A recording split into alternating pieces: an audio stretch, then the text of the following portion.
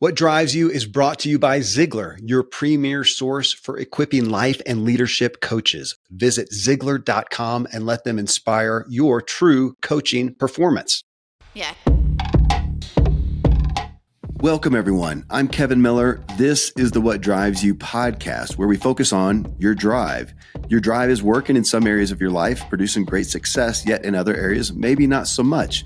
Let's get clarity on what you value, what motives are helping and hurting you, and get you fully into alignment so you're driving further and faster and enjoying the ride.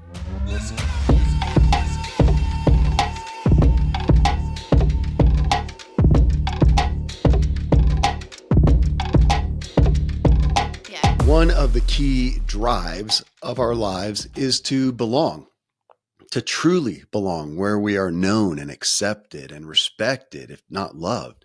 And we often mistake fitting in for belonging. We perform to fit in at school and at work and at church or with family and friends. And that's the rub. We're performing. We're not being ourselves, and we don't find true belonging in that. So my expert that I brought in on belonging is Ritu Bhasin, who is a global expert on diversity, equity, and inclusion, and has worked with hundreds of world-renowned organizations to help guide people to becoming their authentic selves, which, as you're about to hear, is step one in belonging. Ritu has been a professional speaker for almost 15 years and has presented to hundreds of thousands of people globally. Her book is called We've Got This: Unlocking the Beauty of Belonging. We discussed the first step in belonging, and it's belonging to yourself. And this is the hardest step, the most missed. So we talked long on what being authentic really entails when, again, almost all of us were taught to perform, not be authentic. We discussed the difference between being untrue to yourself and adapting to others out of respect and love. And we cover issues of personal credibility and how those who are marginalized in any way have more barriers to cross on the path to belonging. And you got to advocate for yourself. So we talk in depth about that. You can connect with Ritu at RituBhasin.com. Next up, we talk about how to achieve one of your greatest drives of all, the drive to authentically belong. Ritu, thank you for being here. When I got the book across my desk and the contact from your agency or whatnot, and saw the topic of belonging, it was pretty much a, you've got me at hello, kind of thing. Because as I look at drive, and I was thinking about it then and now and looking at your book, and I've been really, pressing into your message, and I'm hesitant to be that hardcore, but I almost want to feel like, oh my gosh, is there anything that drives us more than the desire to belong, even in our, independence and our rebellion and our whatever? At the end of the day, it feels like, no, everybody wants to belong. And so I feel like the topic, I don't know if there's a more fitting one for drive. So thank you. Oh, bless. Thank you so much for having me. And I love so much of what you've already shared. You've very quickly connected the dots on the human need, our innate, natural, automatic craving to belong. This is something that every single human being has within them. And because of this, it drives absolutely everything that we do, frankly. Okay, one of the topics, and I actually had not, after all my note taking and all my hours here, it didn't occur to me till right now, because of something you said. My father passed away recently, and one of the early on, he's got a tremendous story coming out of an Amish background, and one of the early on influences of his life was coming across Earl Nightingale and his message called The Strangest Secret. So because I've known this for years, I've listened to it before, but I've been listening to it recently because of my dad and this event. And one of the things that he says in there is one of the primary problems with mankind is conformity. And that was almost the highlight that just kind of itched me as I was reading your thing. Cause you say that, you said belonging is not fitting in. And I thought, Oh, is that possibly not the biggest direction that we go awry with belonging because we think it's going to fit, it's to fit in. And as you showcase, it's not. But that feels paramount to me. Yeah, you've put your finger on something so important. And also, Kevin, I just wanted to say I'm so sorry to hear for your loss. And Thank you. I too just lost a parent. I just lost my mother uh, just a month ago. And so And I, I saw in the book she had Alzheimer's. So she was suffering that yes, for she, years, it looks like. she passed away after a long journey with Alzheimer's. Wow. Sorry. Let's come to grief. Let's talk about grief because Okay. it's something that's on my mind. And let's put it over here. We'll put it in the Okay. parking lot and maybe come back to it. In my in my work, all the research I've done, all the work I've done, the fundamental problem is that even though we know as humans that it is so important that we cultivate authenticity, both for ourselves and for others, the problem is that we live in a society that constantly pushes conformity. We say we like differences, we want people to be different. We're like, speak the way you want to speak, and yes, it's so cool. Dress the way you want to dress, and behave how you want to behave, and have different faiths and behavioral patterns. But the reality is, we push conformity, and conformity is the enemy of belonging. Because belonging is about being who you are. And the moment we signal to people, both overtly or indirectly, by rolling our eyes or scrunching up our face or whatever, that I disapprove of who you are, Yeah. that instantly strikes at our ability to belong. Okay. So to be candid and with all respect to my father, nothing against him, but that was something that directed my childhood, was just seeing the initial cues of my dad, that feeling of applause or disapproval or whatever. And he's just being human, nothing against him. But oh my gosh, I grasped onto that, Ritu, so much. And that became my kind of my guiding light to perform, as is such a primary part of your book. And I didn't know any better for the majority of my life. I think it's half the reason that I do these shows like I do and have the people like you on here. It's my own therapy. It's my own journey of trying to disentangle a lot of those things. But yeah, our desire to, again, to want to belong and to do that, to fit in. I've always thought about the gang members who want to be rebellious and be their own thing. And of course, it's one of the most conformist groups I've ever seen. And we all have that, whether it's pick on me, it's the white guy in a suit on Wall Street or the gang member or whatever. It seems pretty indicative we are all striving so much to fit in. And come back to the word that you said, which is the buzzword right now, is authentic. And it's absolutely not. And so it feels incredibly, what would that be? A cognitive dissonance. The buzzword for now is authentic. And as you're showcasing to us, it seems like we're almost less than ever. Is that fair? Yeah, I feel like that the pressure to conform, the pressure to put on a mask, and in my books, my first book, The Authenticity Principle, I really dig into the concept of authenticity, and I say that on one side of what I call the three selves continuum lives, well, the best place is the authentic self. It's where we want to be. It's on one side of the continuum. On the other side is our performing self. And when I Yeah. use the word performing, I don't mean like high performing.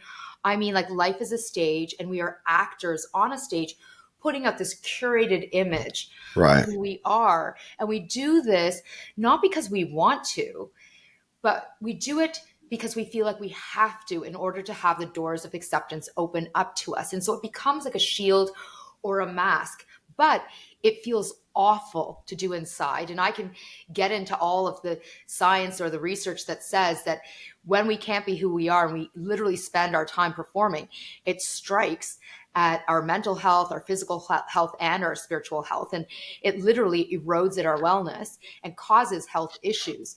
And something you said that's so important, Kevin, because it resonates with me too, and I'm very open about this, is that for a lot of us, we internalize messages around don't be you, conform, mask who you are, change who you are, put on this performing self mask from a very young age because our elders constantly signaled to us that they disapproved of who we were showing up as.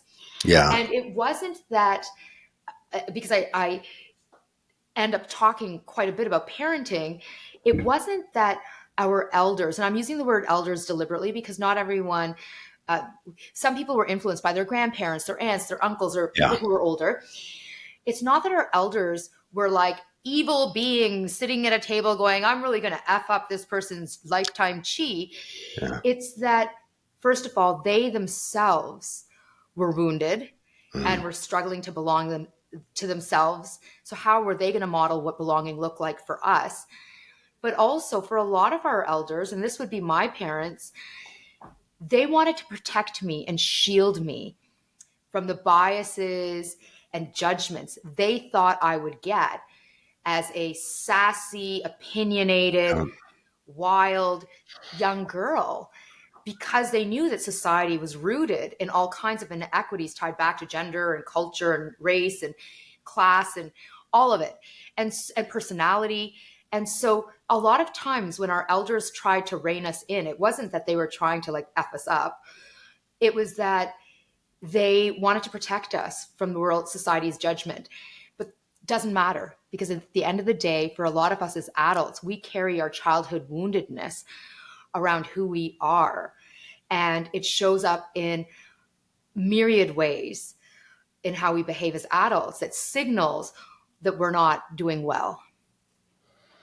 Okay, I'm going to go down that road with you for a minute on the parenting aspect. I've got a lot of kids, and I've got younger kids, and I've got older kids. We had some, thought we were done, and then had a bunch more. So I've gotten to see those sides and try to adjust from some of the things that I think I didn't do so well to begin with. But I continue today even to wrestle with this authenticity aspect, because it's not, or I don't feel it is. To be authentic is to be, the real you, the true you, the whatever.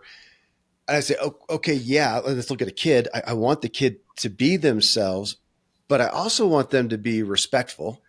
I want them to be kind. And sometimes there's some modification that needs to come along because they don't know any better. And they're going to walk. I saw a movie recently, and it was one of those scenes where a lady walks in, a little kid comes up and he says, "Oh, you're fat." And the kid's parents are like, "Oh, Bobby, you do not say that." And I think, okay, that's fair. Now I don't want to shame the kid, and we want him to, be yourself and be free and be respectful. And I find again this people grappling us as a culture with being authentic, but then I feel like there's a place to modify yourself. This isn't a Tourette's syndrome, Mm-hmm. world Mm-hmm. either. So help us balance those a little Yeah. bit right there on the authenticity. So let's go back to the model I have. I call it the three selves framework. And one of the things that's really important about this framework is that it moves us away from viewing being authentic in binary ways. In other words, up until now, for a lot of us, we were taught, well, you're either authentic or you're not, and there is no in between. Fair. But I think the human behavior is far more nuanced than that. And when we take a more nuanced, complex, sophisticated approach to human behavior, what we realize is that a lot of the times, all day long, we're making choices around adapting our behavior. And so, with my three selves framework, on one end of the continuum lives the authentic self. Your authentic self is who you would be if there were no negative consequences for your actions. It's the core essence of who we are, the good, bad, and ugly. And frankly, feels the best to do if there were no negative judgments. And we're trying to be our authentic selves as much as possible. On the other side of the continuum is what I call the performing self. I already talked a little bit about this. This is the self that feels like you don't have a choice but to mask, change how you speak, not talk about your mental health challenges, not talk about your sexuality, not talk about what it feels like to experience racism, or basically it's your silencing. And you're changing, and we're doing this not because we want to, but to deflect from bias. And this is where health issues live, because fitting in will never replace actual belonging, which happens when we get to be who we are, be more authentic. But in the middle of these two selves lives what I call the adapted self. Yeah. Your adapted self is a self that willingly, happily chooses to adjust your behaviors to meet your needs and meet the needs of others. So you're doing this to serve you and to serve others. And what we start to realize is actually the best place for us to live is to be flowing between our authentic self and our adapted self based on our needs and others' needs. So, for example, wanting to provide someone with critical feedback. Our authentic self may put it really directly. I really don't like you, or your work sucks, or I think you're really awful. Yeah. But that would land in a way that might be hurtful. And so we can give the message, but we adapt how we behave. And we say it softly and in a way that's less direct. So it lands better for the person, it serves them, and it serves us. It's a choice, it's still a manifestation of our authenticity, but we're learning to adapt our behavior. Yeah. And now let's tie this back to parenting. And by the way, I share this as someone who is not directly a parent. However, I am surrounded by little ones, but more importantly, anyone who has been parented, Yeah. like leadership, has the right to speak about it. And I can tell you, I have deeply struggled because of the ways in which I was parented. Yeah. And this is why I share what I do. From a parenting lens, I think what's really important is for us as elders to be mindful that we not teach children about you're either authentic or I'm going to push you to perform, that we teach about the importance of behavioral adaptations. And it's about social regulation and about understanding that sometimes we do adapt our behaviors so that it makes others feel more comfortable in our midst, still serving us. Like, these are choices. But the other piece that I think is important as it relates to parenting and authenticity is I'm less worried about parents teaching their children to adapt. I worry more about the performing self than the adapted self. And I'll tell you why.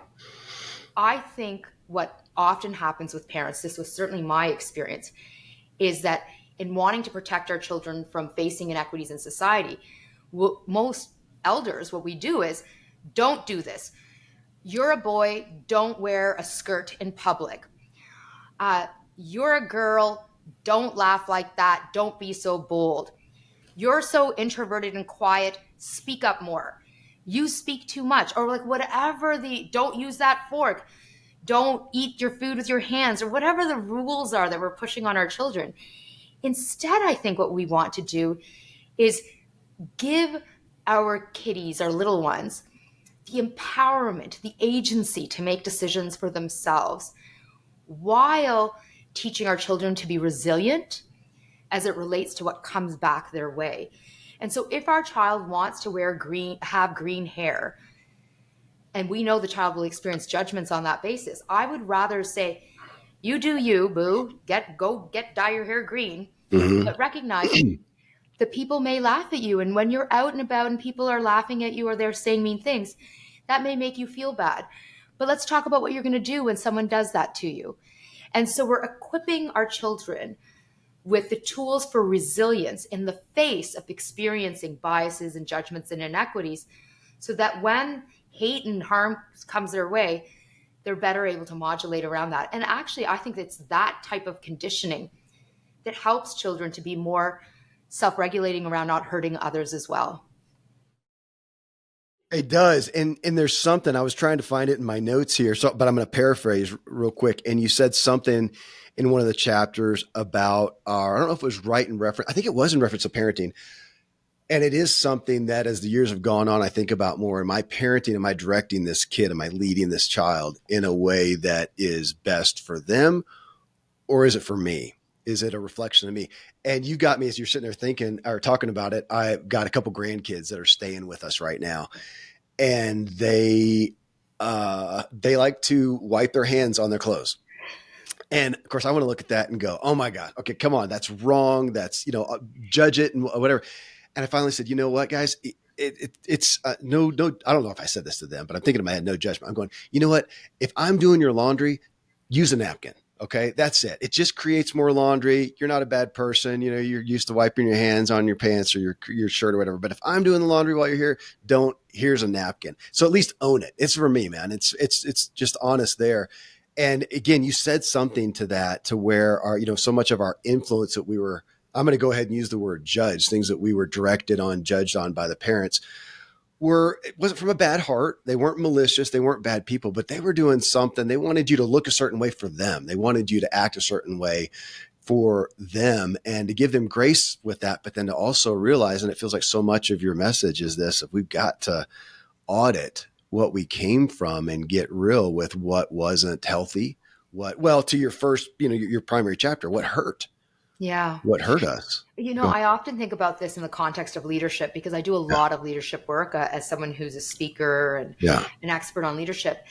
That, and it's the same message to, I give to parents, that if we are not careful as leaders, as parents, as elders, our own childhood woundedness will show up in how we give feedback, how we coach, how we guide, how we speak, what we do with our nonverbal communication. It's directly connected. And so, for example, in the leadership context, when I think about workplaces, sports clubs, like churches, any institution where people are in leadership roles, where they're, as a leader, they're sabotaging others' advancement, or they're creating a toxic environment, or they have anger management issues, or they're putting unreasonably high expectations on others. Why? Because they do that for themselves, which is something that I do. I have always used achievement as a mask Hmm. to hide my childhood woundedness. The it's not like people are evil inherently. It's that we're wounded from these things that happen to us as children, and then we carry the woundedness as adults, and it shows up in how we parent, Yeah. but also in how we lead. And this is why as adults it's so incredibly important for us to do our healing work and figure out, why is it that I hurt? How am I hurting? How is this showing up in how I communicate? How do I treat people? And when we start to peel the layers of the onion, Kevin, what we realize is the reason we're hurting others is because we hurt because we don't belong to ourselves. We are not embracing who we are in our souls. And if we are at war with ourselves, of course we are going to war with others. Hurt people hurt people. Yeah. And what you said too, I mean, well, that we come from people who have their own wounds, who have their own hurts. And to pick on my dad, he came from an incredibly stoic, emotionally absent father, and that bled down into, his mother, what she was even allowed to, to be emotionally.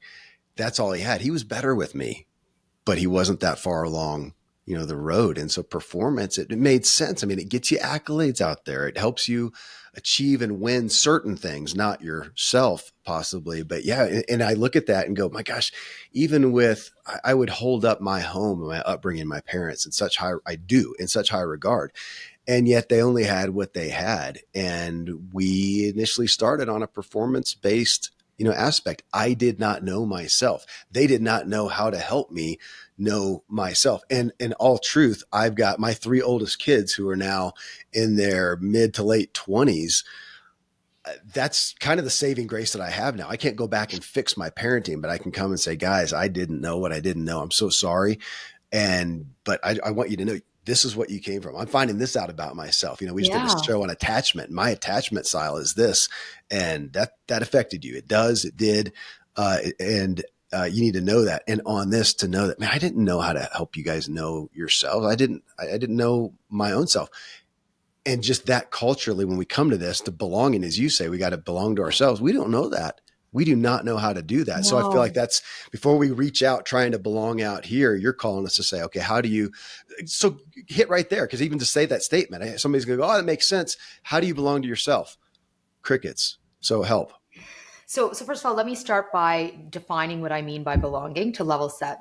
So I define belonging as being the profound feeling that we hold within ourselves of being honored and accepted for who we are, first and foremost by our own self, which put another way is we must belong to ourselves first and foremost. And this is what opens the door to us claiming belonging with others. So it's really, so belonging is about authenticity. It's about being who you are, but first and foremost with your own self, because it will be very hard for you to claim belonging, the experience of being accepted by others, if you are not embracing and being who you are with yourself. So it's be yourself with yourself, the good, bad, and ugly, recognizing that all of us have woundedness and darkness within, the same way we all have brilliance and beauty within.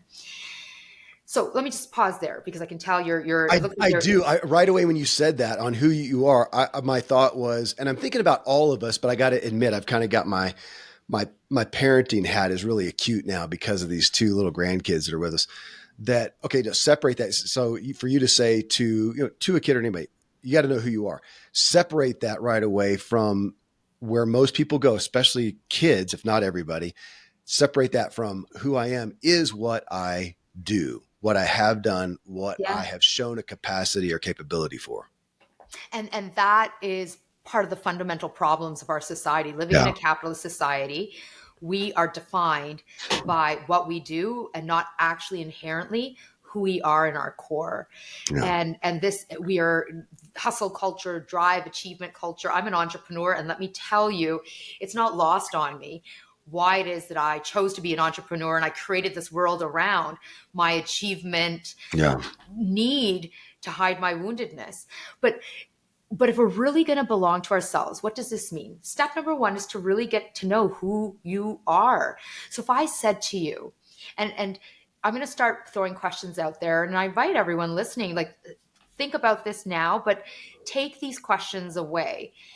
And by the way, I have all kinds of self-reflection questions and worksheets on my website at ritubhasin.com. They're all free. You can check them out.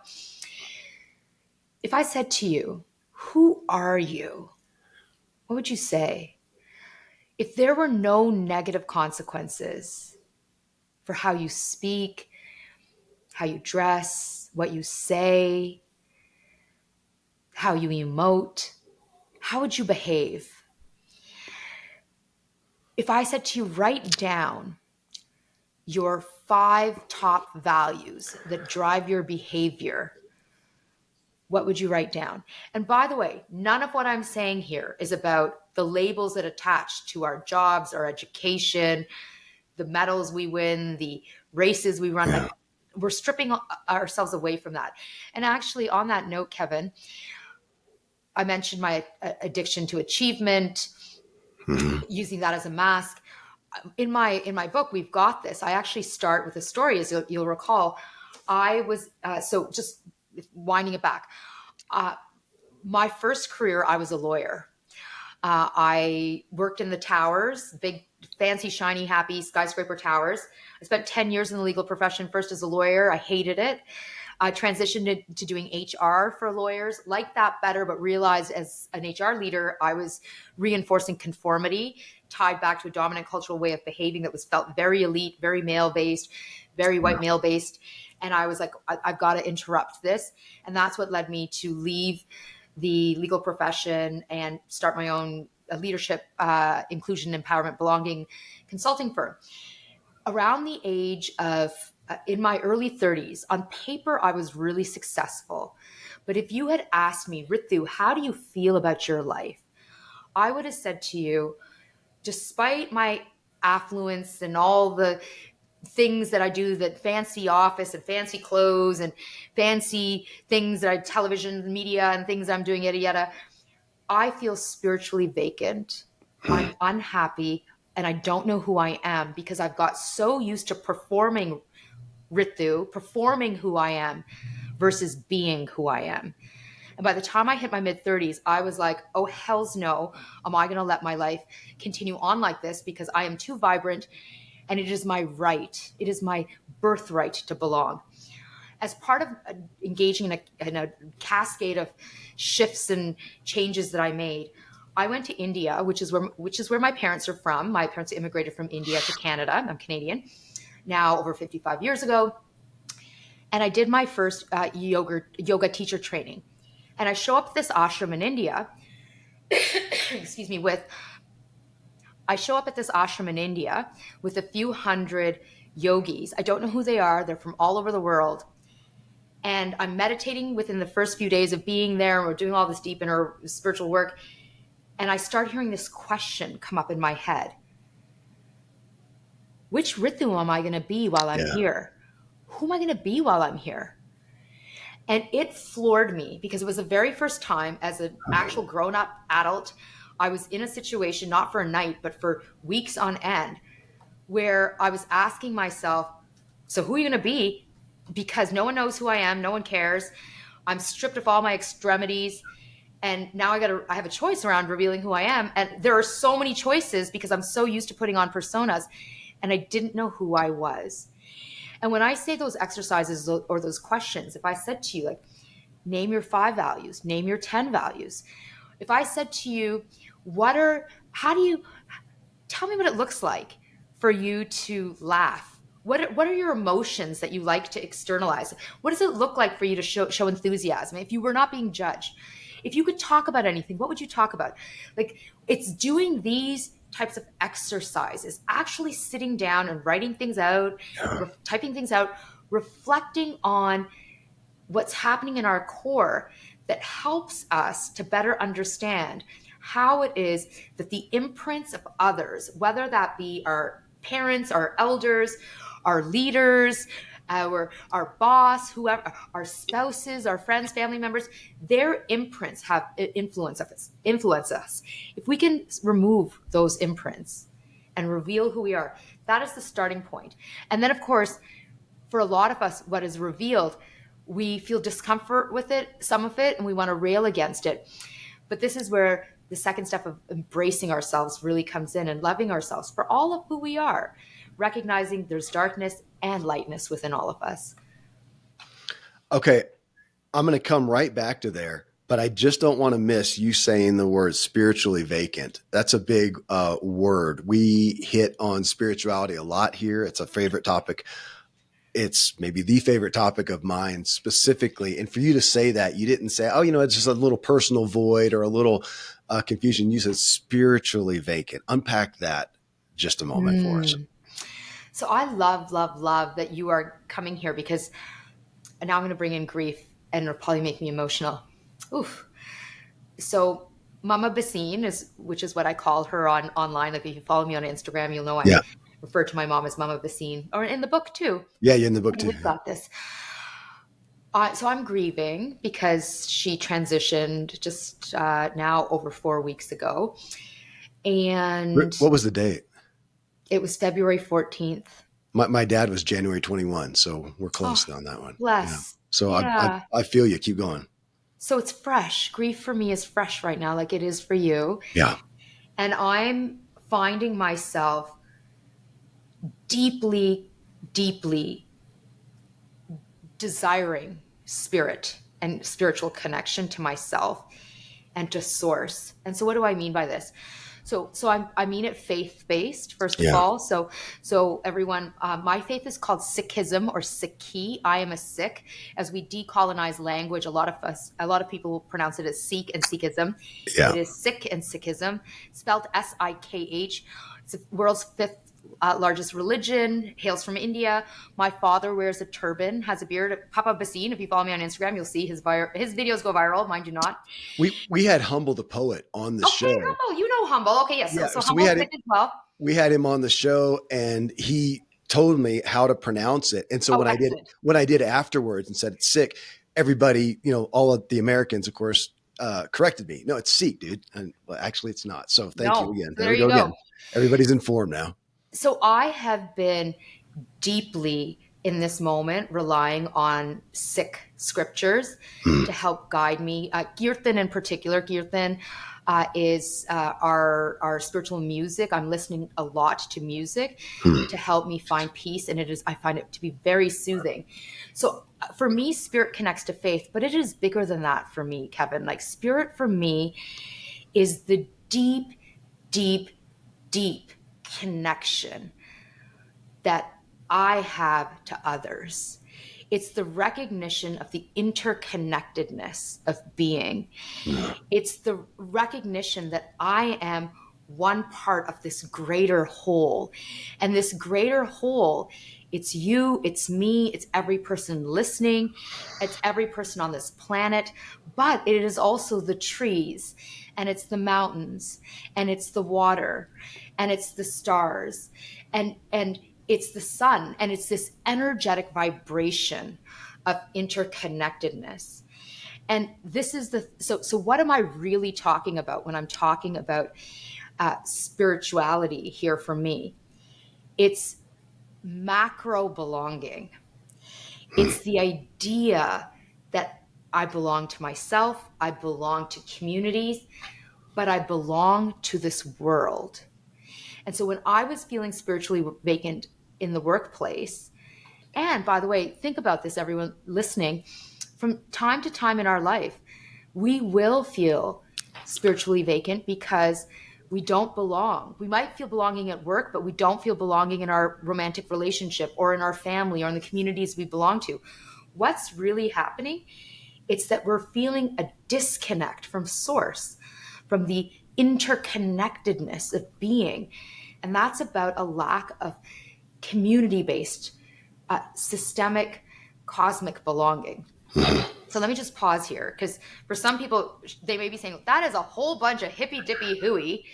Whereas for Well, others, you're going to be like, oh my God, she just put her finger on the very thing I didn't know I was lacking, and this is going to change my life.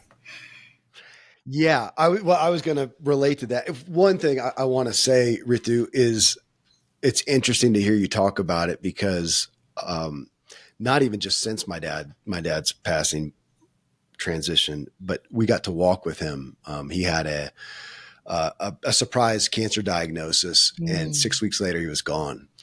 And we got to almost, I say we, my family, brother, sister, mom, almost all of that. We got to walk with him every single day.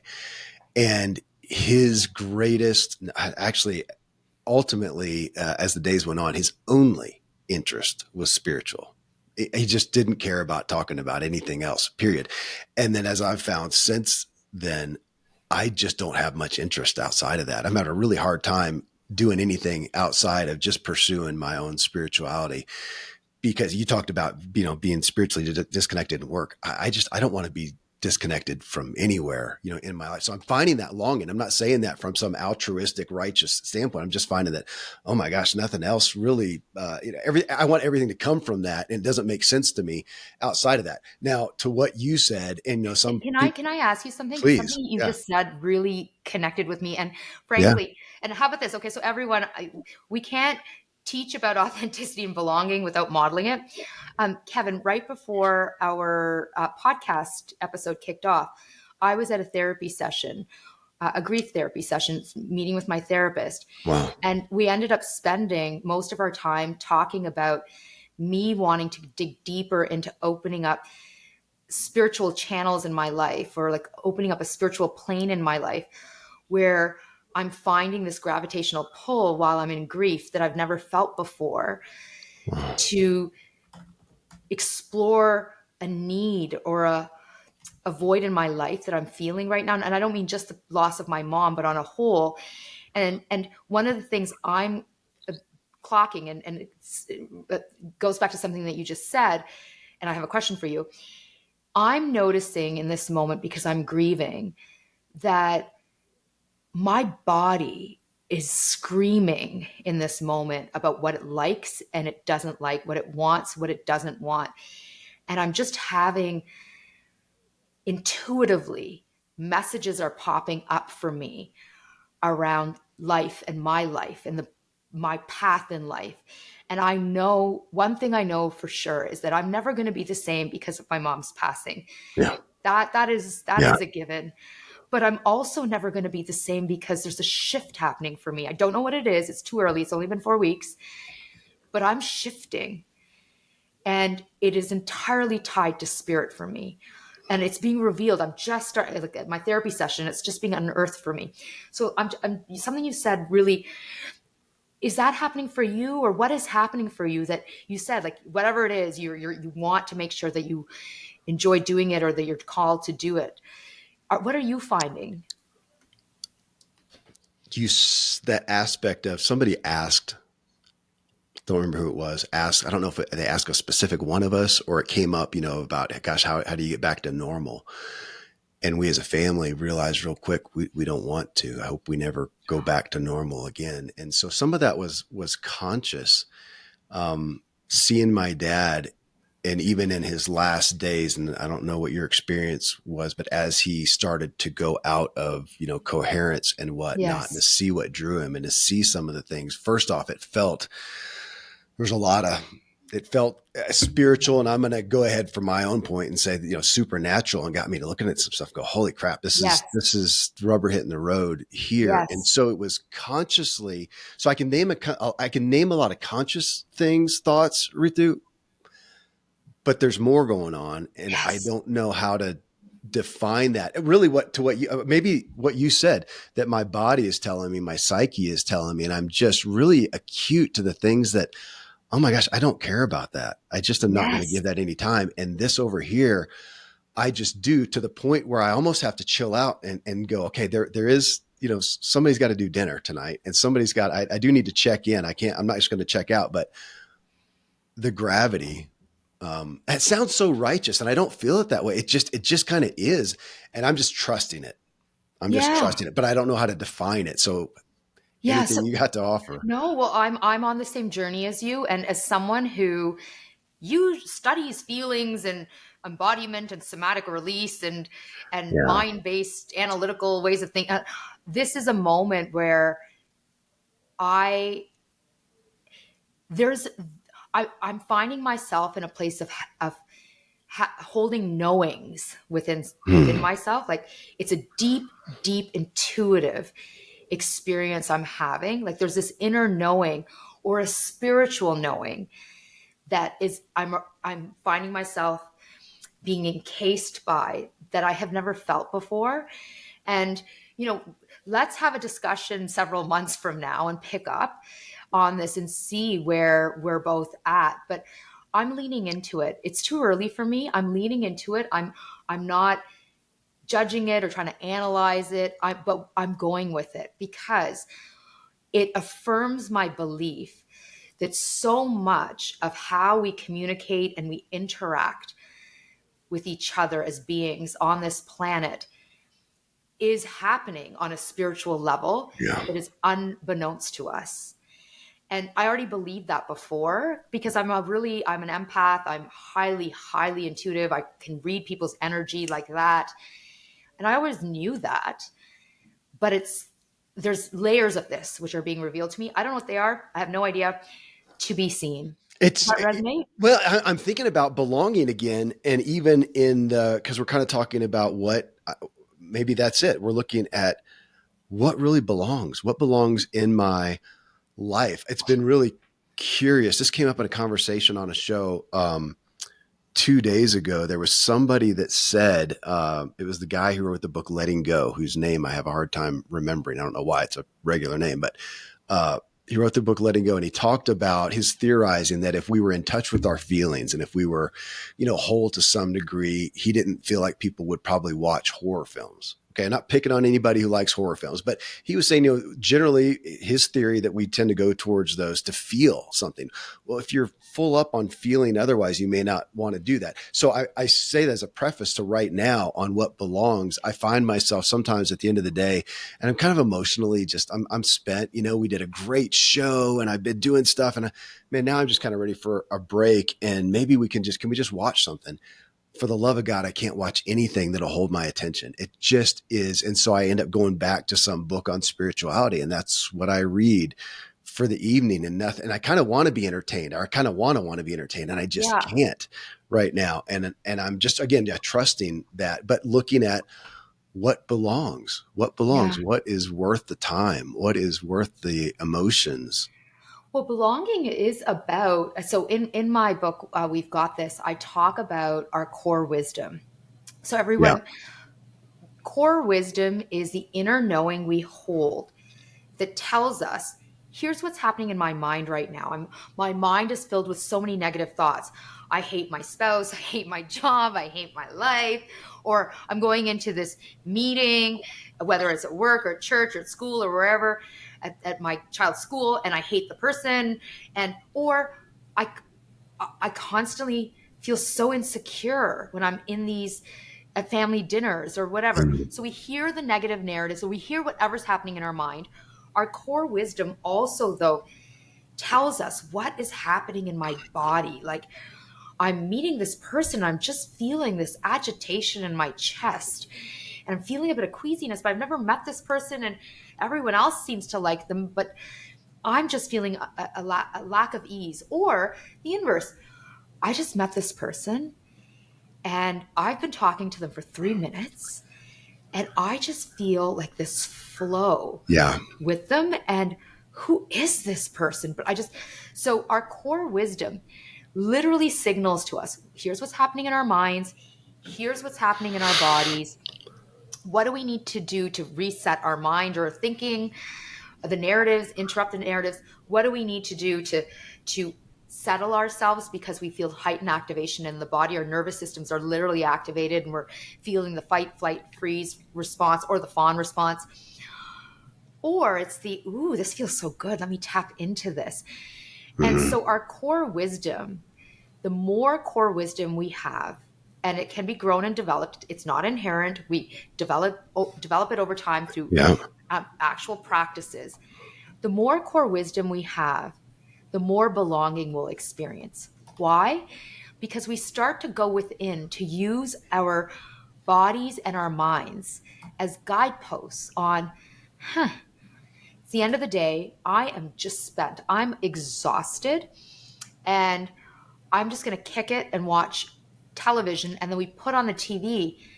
But then our core wisdom says to us, I'm clicking and I'm feeling this real anxiety in my chest. And I'm feeling actually really unsettled. Why?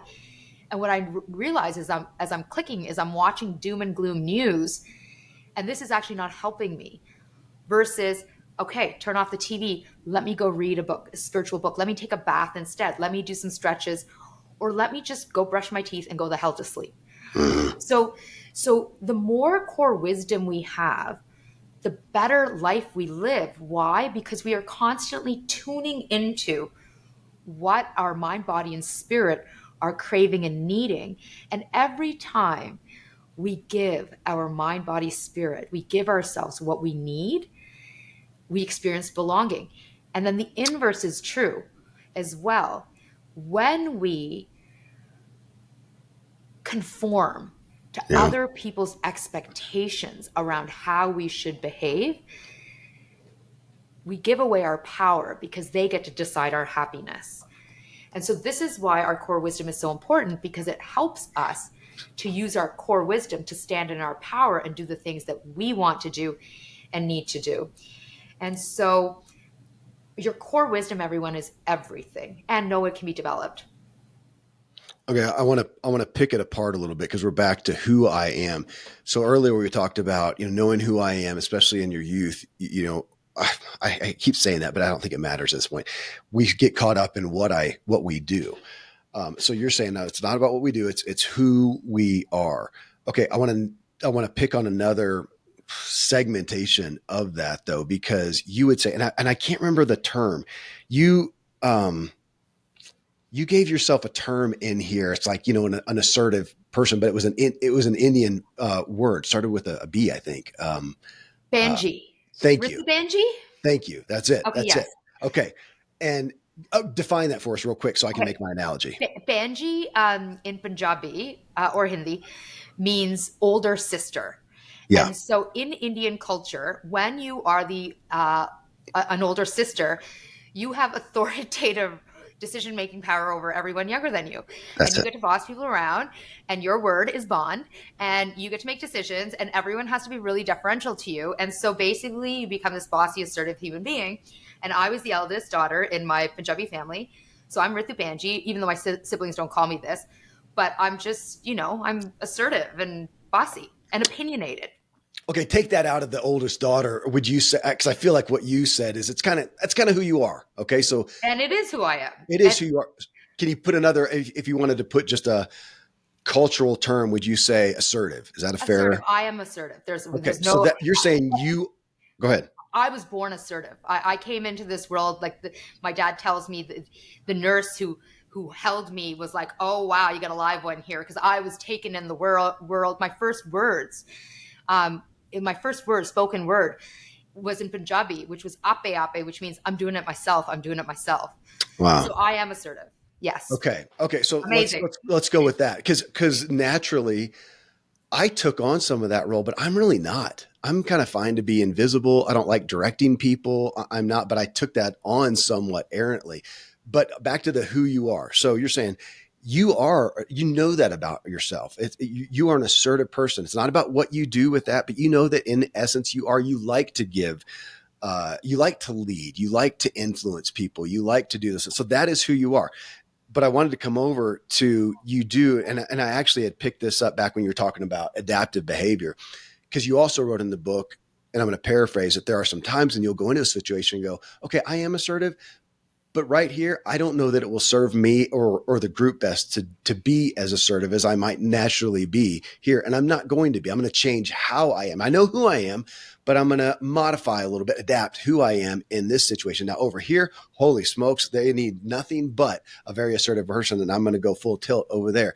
Is that a fair dissection of it? Yes. And so two things on that. First Yeah. of all, I interviewed Dr. Gabor Mate, who you may be I saw, familiar I with. saw, I saw it on your Instagram. That was awesome. Yeah. Oh, he to like talk about a life-changing moment, and what a gift, because he's just brilliant. In his book, The Myth of Normal, and throughout his work and his teachings, he talks about who we are as adults is actually not who we are at all. And we will never know who we actually are because of all of the conditioning that has happened to us and all of the messaging that has been taught Yeah. to us around don't do this, etc. And it feeds into what we were talking about. But let me tie this to my assertiveness. I was born assertive. I know this to be true. I'm not confused, because I know as I become more and more embodied in doing my core wisdom, some of the truths around who I am are revealed. And again, when we do our deep inner knowing work and we come to belong to ourselves, I know that I'm highly intuitive and a high empath. I know that I'm assertive. However, my assertiveness, I was born that way, and it was conditioned. It was drilled into me by my parents because I was Banji. I was the eldest child, and I took a formal role in a family dynamic structure, in a cultural dynamic structure. And so that title was given to me, and it was conditioned and drilled into me. As I do more of my healing work, and as I develop more of my core wisdom, what I am coming to see, Kevin, that ties back to what you've just raised, which I think is such an insightful, brilliant point, and everyone tune in for yourselves around what's happening for you.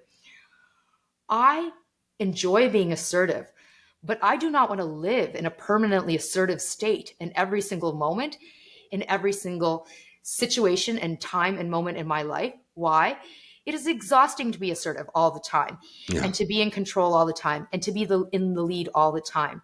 Yeah. And as I'm tuning more and more into my body, what I'm realizing is I'm tired. I'm going to be 50 next year. I am tired. I have had a hard life up until now. I've had all kinds of traumatic experiences happen to me. I have worked really hard as an entrepreneur. I have decades of entrepreneurship under my belt, and entrepreneurship is exhausting.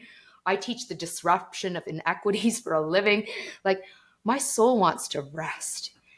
And so increasingly, I'm not being assertive. I'm trying to be less assertive and less in control and more surrendering in moments. And so I tune in. And so my authentic self, maybe whether it was conditioned or I was born with it or who knows, maybe to be, okay, I should speak up since no one else is taking the lead here. But my adapted self kicks in and I say, but Ritu, don't you just actually really want to rest? Yeah, I just want to rest. So you know what? This Sunday dinner at my family's is going to be a gong show mess because no one's really taking control. Oh, well, who cares? Everyone's going to get fed. It's going to be fine. It won't look great, but who cares? Why? Because I'm going to rest and let everyone else figure it out. Oh my gosh, I've got so many questions on a couple on too many things there. But we've got time, so I'm going to hit them anyways. Here's one that I hadn't thought about. Would you say? I mean, you asked about values, earlier as far as who you are, and I look at propensities and our predispositions. And I had a mentor one time as I was talking. I was kind of trying to come to grips with my lack of emotions, which is something that has always been a struggle for me. And, the topic of crying came up. And he at one point said, Kevin, I doubt you're ever going to be some blubbering guy. It's probably not going to be you. Hopefully you can get in touch with your emotions and let a tear drop here and there, but you're probably not. So on that, on predispositions, I'm always going to be a more contemplative, quiet person. Okay. So there are some that we can say that's authentically me, but to some degree, our authentic selves, to what you said about being assertive, whatever. I mean, is it fair to say that we don't have to be locked into it either? There's seasons for it. There are. Can we say that there's some aspects? I'm asking you, how would you define this? Because it feels like some aspects of that authentic self could be somewhat fluid. It's not I am what I am when I am Yes, forever. absolutely. Okay. Our authentic selves, Kevin, are constantly changing based on age and experience, uh, who, which time or moment in our life we're in. Like, for example, this moment with grief will forever change me. I am forever changed by this moment. I don't know who I'm going to be on the other side of this, or if there even is another side, but I Mm, know I will never be the same person. And that is okay. And in fact, what we want to start to recognize is that we are not stuck people in yeah. a solid form forever. We're fluid. We are fluid beings. Even psychometric testing out there that assesses our personalities, that say we are inherently who we are for forever and ever, are wrong. For example, the Myers-Briggs assessment tool. Have you heard of Oh, Myers-Briggs? sure. Yeah. Okay. So Myers-Briggs, for those of you who are unfamiliar with it, is a personality test that tells us what our tendencies are in a few behavioral dichotomies, including introversion and extroversion. I put it along the lines of, the disc profile, the Enneagram, their Yes, you profiles got that it. show you Very your similar. predispositions. Yeah. Yes.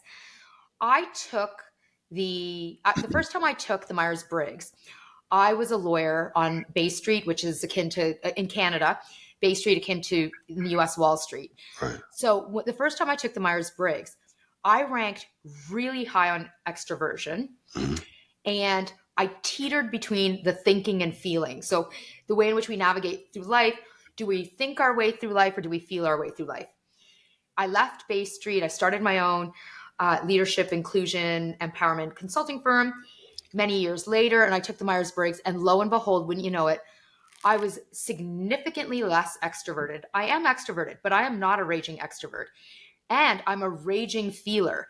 Technically, you're not supposed to change on this test because your personality is your personality. Mhm. But I'm a really good example of how the environment around us can directly influence how it is that we're showing up and who it is that we perceive ourselves to be. And when we are lost because we are so used to conforming and masking, we oftentimes don't even know who we are anymore. And we think we're something, but that's actually not who we really are inside. And so we're fluid beings, and with time, we will change, and our values will change. Like, I can tell you some of the values I held in my 20s, I certainly would not put at the top of my list now that I'm in my Yeah. 40s. Like, Yeah. our experiences in life, what happens to us in life, changes, Mhm. like, literally changes Yeah. our neural circuitry. I, And we can choose to rewire our neural circuitry, literally change the genetics in our body. We can choose to do this, which is a really empowering feeling if you take a step back and think this. if you take a step back, yeah, I was going to say that, I'm smiling because this comes up so often these days. I'm 53 and you said values, my certainty 20 years ago was far greater than it is today. And that can Mm. be it was disconcerting at first. Now I'm finding more peace. One thing on the fluid aspect, it brings me, and I want listeners to hear. I'm thinking right back to Arthur Brooks. So we've had Arthur on the show a couple of times, and not the last time, but the first time we had him, probably a couple of years ago, year and a half, was for his book Strength to Strength, where he's describing there that literally our cognitive capacity or cognitive ability changes. Not that it just recedes, but it changes. And for me, I took it from, where I would be talking about a business and looking about, I'm going to innovate it and build it and be the CEO and whatever. I'm talking with an investor later this week, and I don't really want to roll. I just want this thing to happen. So call me an advisor or whatever. I don't want to do that. I'm going to use my crystallized knowledge, not my fluid, because I'm kind of, like you said, I'm kind of tired of, I did that. I did that Yeah. deal. I built it. Whatever. And so I appreciate that so much. And then to what you said earlier, Ritu, that, uh, there's a, try to frame this in a way that doesn't sound negative or doesn't sound despairing, but there is some aspect of there is so much programming that to some degree, I feel like it's hard to know who we really are. And that statement of I am. A minute ago, I said that we were talking about being assertive. And I said I kind of had been earlier in life due to some of the programming that I kind of embraced. And then I said the word I am not. And as you were talking, I thought, no, I got to rescind that. I don't know. I don't know for sure. I think that I'm not. And what I wanted to ask you along those lines is, where would you put the concept of, I am comfortable, that term, I'm comfortable being X. Are you comfortable? I would say, yeah, I'm not real comfortable being assertive, but part of that is because of my conflict issues. And I don't know that that's the real me. That may be some programming I still need to deconstruct. But right now I can say, I'm not real comfortable being assertive. I don't like being in a managerial role. Don't know if that's perfectly authentic to me, but I can just admit that right now and say, I'm just not going to be comfortable in that role. That's fair.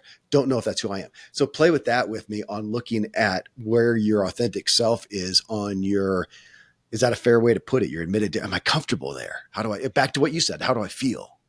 Well, so I love this question. Am I comfortable? What is comfort about?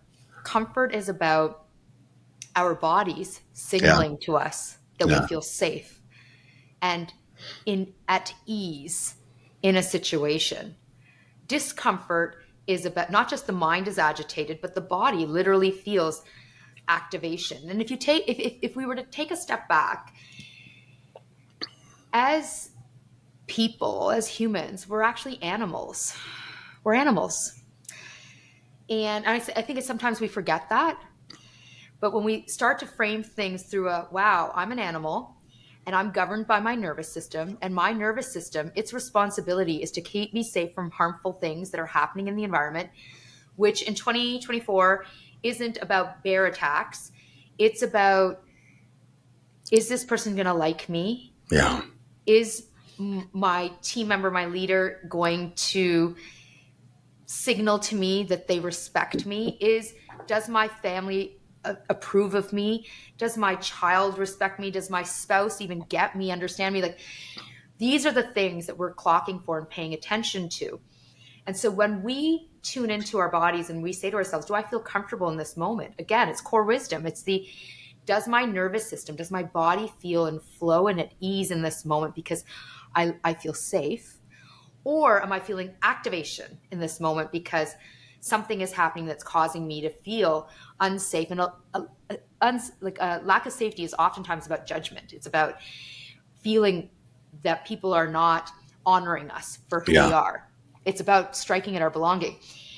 And but also sometimes it's about us not knowing who we are and what our needs are. And that can be a really unsafe sensation too when we're in a place of limbo or a place of uncertainty for ourselves. Like, do I want to stay in this job or do I not want to stay in this job? Or I'm really unhappy in my life. And is this because I'm just unhappy in life with life on a whole? Or is it that actually I'm not happy in my romantic relationship and I don't know if I want to stay with this person or partner? And and we're in this place and it feels really uncomfortable because our nervous systems are like, I'm unsafe, and because we lack stability and Yeah. security. And what's the source of that is something in the environment is not right for me and I just don't know what it is. Or is it in the environment or is it in me? Something in me right now. It's not the environment. The environment is fine. It's me. And so again, we go back to the body, we go back to our inner knowing, we go back to self exploration. And Yeah. sometimes the best thing that we can do, and I'm by the way, I just got this message from my therapist in this moment of grief, is for us to sit with the discomfort and not to move quickly and not to make decisions or not try to analyze the heck out of it, and just to be with the discomfort and be like, I'm gonna this is good. I'm in a tough period right now, but I'm not gonna try to problem solve, troubleshoot. I'm just gonna sit in the discomfort of this moment and see what the universe wants me to learn. What is the lesson here? What is the teaching? And let's go back to spirit. I deeply believe that we are, all of us, every single one of us, the universe. You could call the universe God. You could call it the trees, the mountains, the air. You could just say the interconnectedness of being, whatever. The universe is constantly sending us messages. Mhm. Are we tuning in? Can we hear the messages? Can we feel the Mhm. messages? And even the question around, who are you? If I said to you, who are you? And you're like, I don't know. Just sit and be with that question, and the silence and the discomfort of that question. Just be with it, and the messages will emerge. Ritu, that has been probably the primary dictate from my counselor, my Oh, therapist, is sit with it. Kevin, sit with it. Don't. And for me, it's don't go. She didn't use the word medicate. I used that word, but it was don't do what my medication. Don't go run. Don't go yeah, ride. Don't go work out. Don't go get lost in the woods. I mean, those are great things. But right here, for the love of God, would you just sit in it, which is really the last thing that I want to do. I just want to go fix it. So me I too. I feel you on that. When you talking about the feelings, I am just aware we're in an anxious culture. I feel like we are more disconnected with ourselves, and it's hard. Well, and I'll own it again for myself as somebody who has been historically detached from their emotions. I just I didn't know what I didn't know. I didn't know that you're supposed to pay attention to those things. I thought those were just a nuisance and put those over here. And now, even in my awareness, I would say I'm probably less. I know I'm less cognizant of it than other people are, than my wife, who's always been in touch with Yeah, her feelings. She knows I don't so much. I literally will somewhat rely on, hold my watch up here, on my wearable device to go, okay, well, I don't know. How am I doing? And it'll tell me my sleep score, yeah, my body battery. I had it go off. This has been months ago. Ritu, just candor. I was having an in-depth discussion with my wife, and all of a sudden my watch starts beeping, and it's saying, for where it seems to be activity wise, my heart rate's abnormally high. And I'm just in the moment. I'm not really aware, but if you ask me, how are you feeling? I don't feel good. And my watch is going beep, beep, beep. Yeah, you don't, man. You're wigging out. Okay. Well, if that's a way to turn to biomarkers to figure out, I think, yeah, yeah, yeah. You that's put your finger on it. I'm gonna share something, and please. you know, you, again, you're catching me in a really unique moment. Although Good. there is no coincidence in the universe that you and I have come together during this moment where we are both individually and collectively experiencing grief. And by the way, I think our society is grieving. Mm, I'm having an individual experience around loss right now, but I think as a society we're grieving. We're grieving the planet. We're grieving humanity. We're grieving what we've done to the world and what's going to happen for the younger generations. yeah. At the same time, when there's a lot of hope and beauty as well, but it's a difficult time, a really, really, really hard time for us, I think, collectively. Here's something that's really interesting in this unique experience that I'm having personally that I'll share. And again, would love to regroup with you months from now. And let's see. I just wrote my second book. We've got this. It came out last year. It's done really well. It's been a bestseller on many lists and won awards and all the things and woohoo, good times. And I'm speaking everywhere and it's wonderful. And I actually have, while I was writing the book over the last few years, I noticed a shift in me and I feel like I belong to myself so much more than I ever have. And I feel really great about that. I feel really good about that. However, I also, in this moment, as I'm speaking with you, feel the most angst I have ever felt in my life Hmm. as an adult. Hmm. Not entirely connected to grief. Yes, some of this is grief, but I just have angst inside of me, and I feel turmoil inside of me. And something for me is feeling disconnected. And I feel like I'm about to crack open and some kind of shift is about to happen. I don't know what it is. I don't know what's happening. It wasn't brought on by my mom's passing, although my mom's passing definitely amplified it. And it can and I think what I'm learning in this moment is that I can hold multiple truths of my experience at the same time. Hmm. So I can hold the truth of I know who I am more than ever before and still feel lost and disconnected. We're never in a place where, or show me a person who has perfect harmony in every part of their life. Every ball is in the air. Sunshine is being radiated out of every aspect of their life. I'd like to meet this person who Hmm. has all the perfect synchrony or harmony between all aspects of their life. I would like to meet that person because whatever that person is doing, they should teach us all how they're doing it. And I think that this is the thing with life. Life isn't binary. Life isn't either or. It's beautiful and it is hard.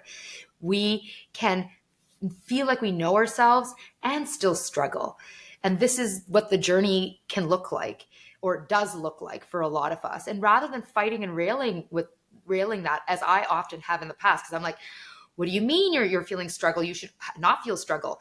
It's the no. I can feel joy and darkness at the same time. And sitting in that is actually the real life lesson. Sitting with the lightness and darkness at the same time, the duality. In Eastern spirituality, we talk a lot about duality. Holding the duality is a Yeah. skill that for a lot of us, we've never nurtured or cultivated before. But in this moment, as the world is grieving, there's lightness and darkness. Holding the duality of existence is the piece that I think we fundamentally want to be practicing and growing. Okay. Let's talk. You ready? Yeah.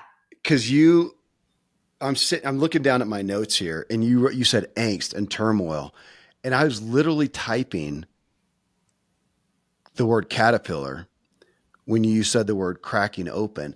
And so you're sitting here talking, and I'm all you've taken me down this road, and I'm thinking, okay, and I'm going to say some words coming from a Christian background, from a biblical standpoint. Of we talk about, I so often grew up, you're in a valley right now, it's a dry spell, you're in the wilderness, Jesus went to the wilderness, kind of thing. Okay, to think about that, because I feel like any person who is growing, if that's fair to say.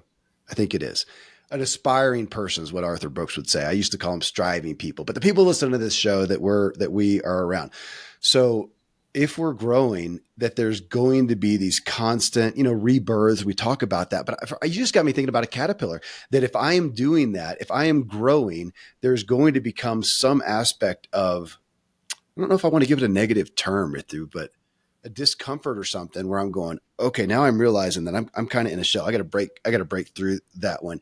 And if I look at that, you just got me thinking along a new way. If I look at that with expectation and go, yeah, if I'm growing, that's going to happen. And one day I'm going to wake up and realize, oh man, there's a shell. I got to get out of that. So I'm going to have discomfort. You said turmoil, angst, call it dry spell, wilderness, or whatever. Yeah, I'm in there. I know who I am, but I'm a little lost right now. If I would expect that, one, wouldn't that be great? And one more thing, and then I want to ask your thoughts on it, is if we look at that as an analogy and say, okay, sometimes something significant, more significant, maybe like death is going to happen, and that shell is going to be extra thick.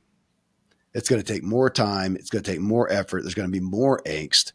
Um, Man, I'm a visual picture person, and Yeah, I that. love this.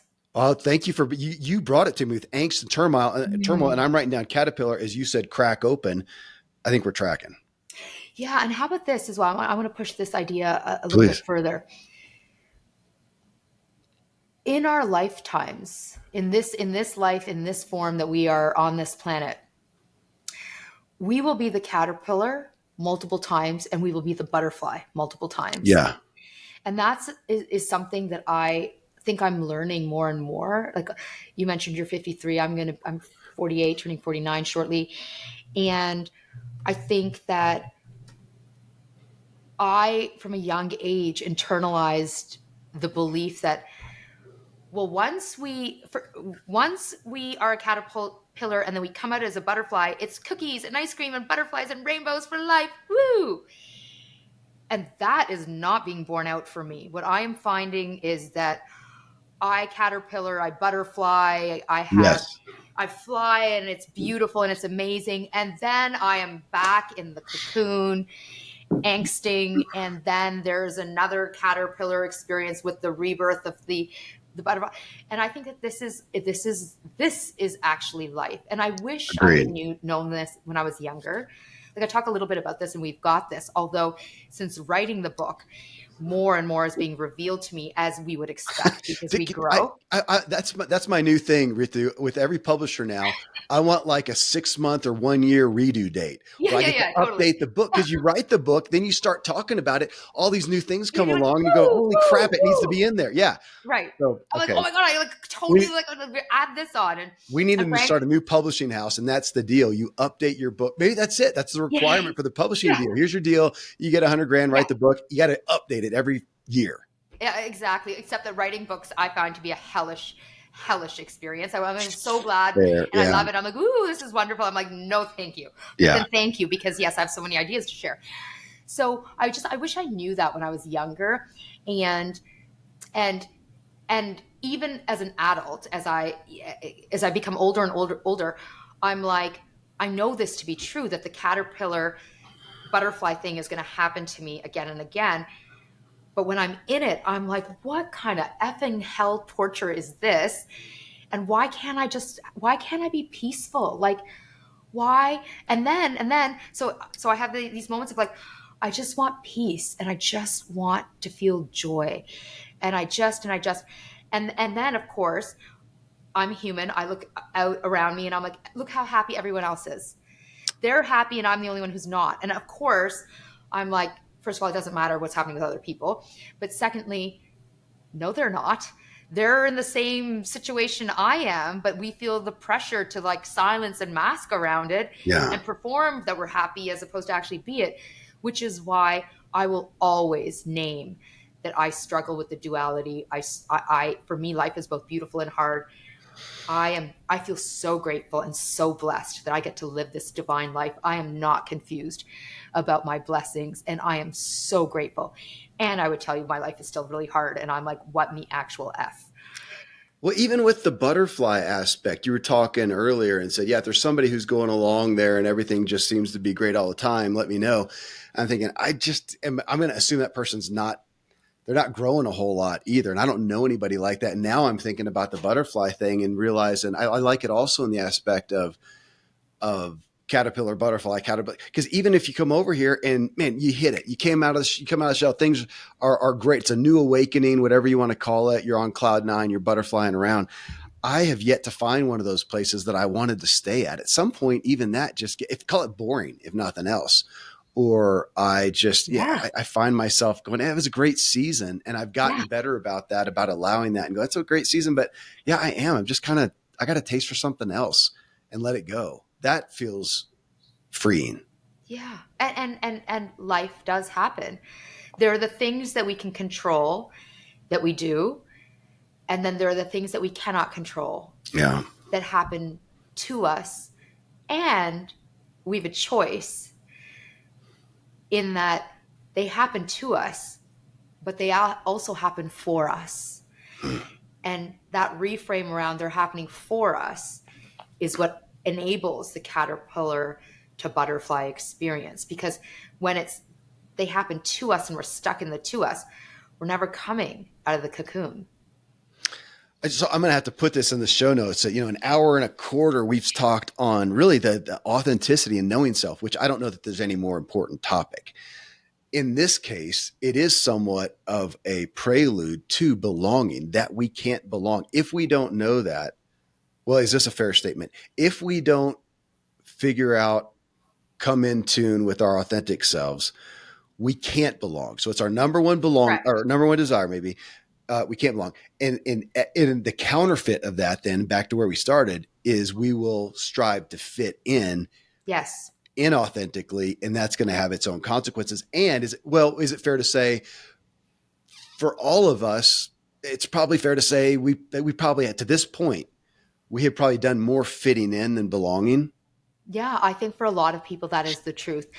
And in the book I say that fitting in will never replace actual belonging. Yeah. Because fitting in happens when we change aspects of who we are, we hide who we are, we mask. And again, we do this not because we want to, but because we feel like we have to have the doors of acceptance open. Whereas belonging happens on the basis of us being who we are.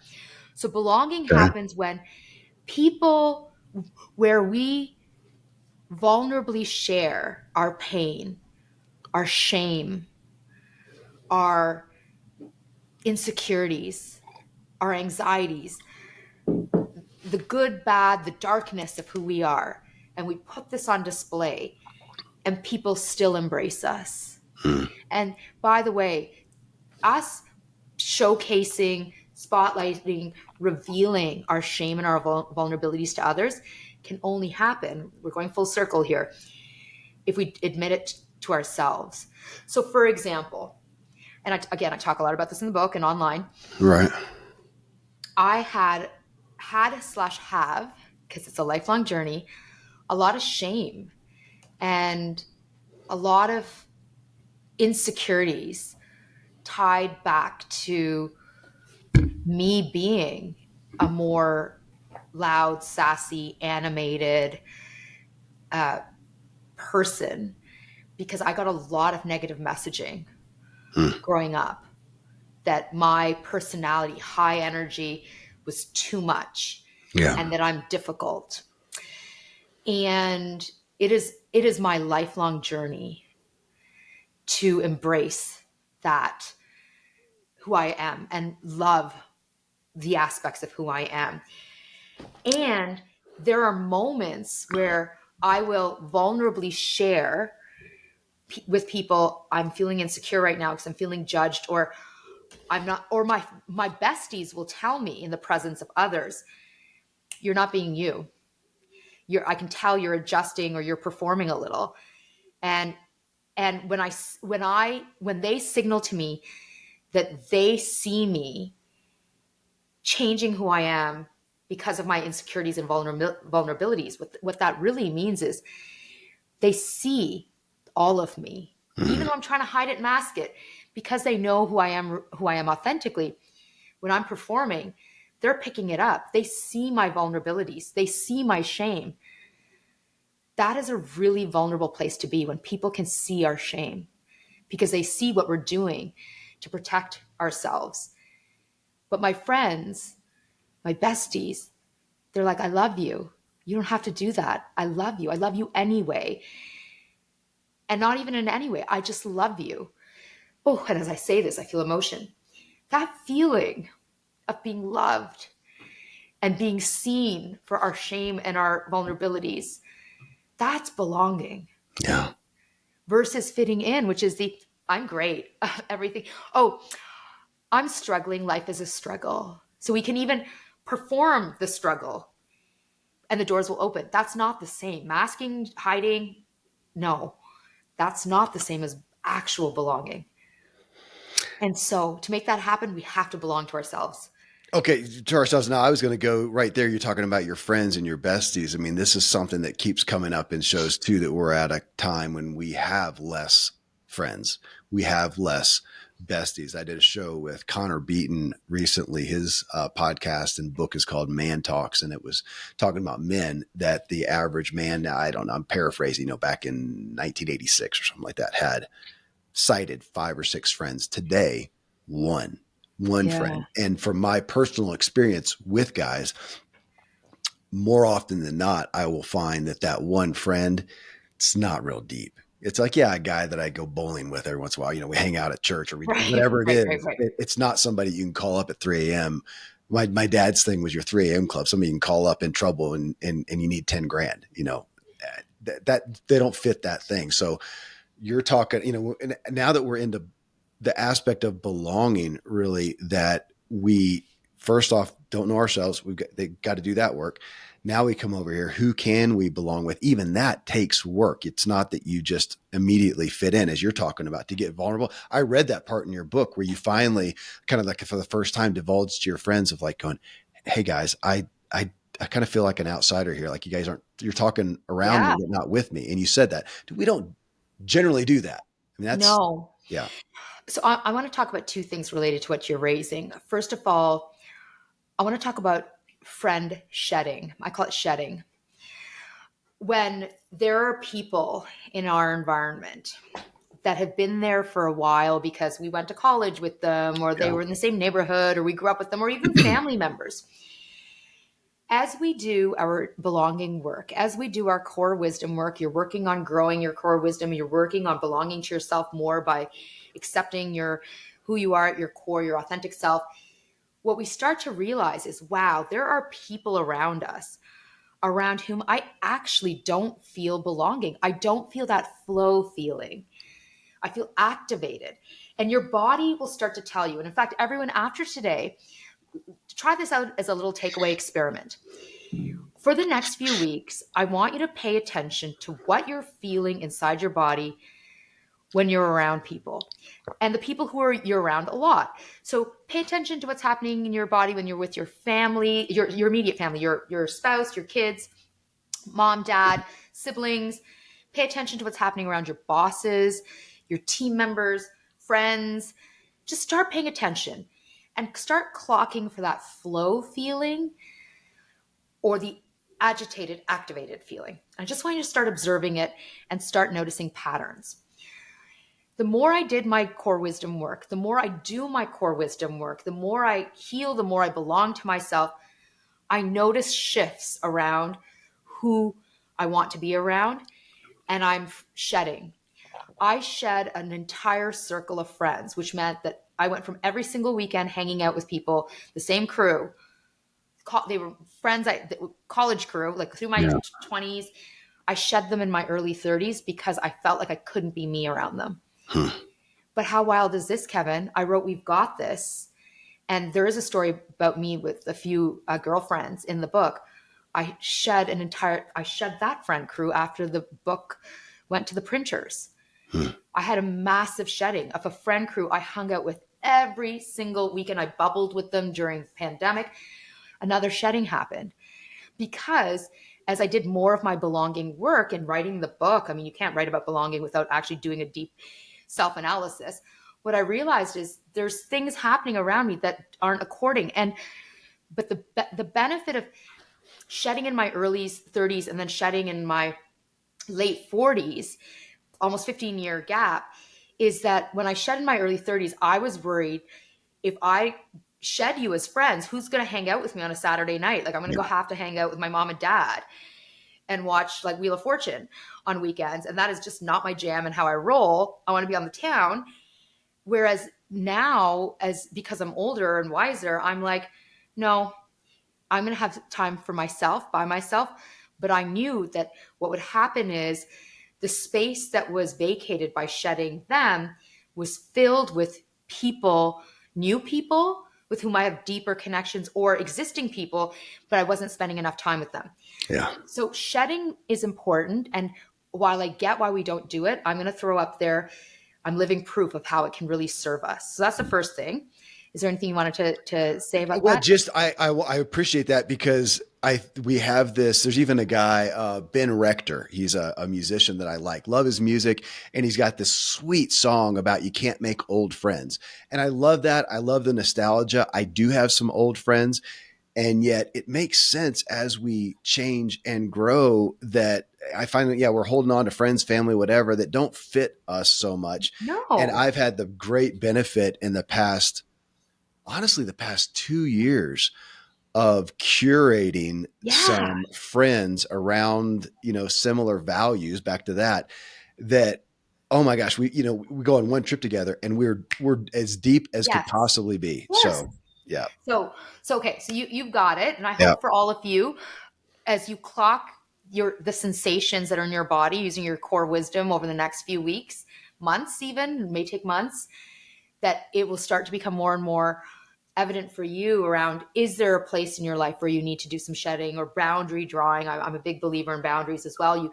We maintain existing relationships with people, but we draw boundaries around what they are allowed to say to us or not, Yeah. or not say to us, or the ways in which we're going to spend time with them. And I think, by the way, boundaries and familial dynamics are probably more likely what's going to happen, because most of us, it's hard for us to shed our families, but we can draw boundaries. So I'm going to throw that out there. The second thing that I wanted to mention is, in We've Got This, I talk about the concept of what I call cloud relationships. Mhm. And so, and this goes back to the point that you were raising earlier with, we're in a moment where people have very few friends. Yeah.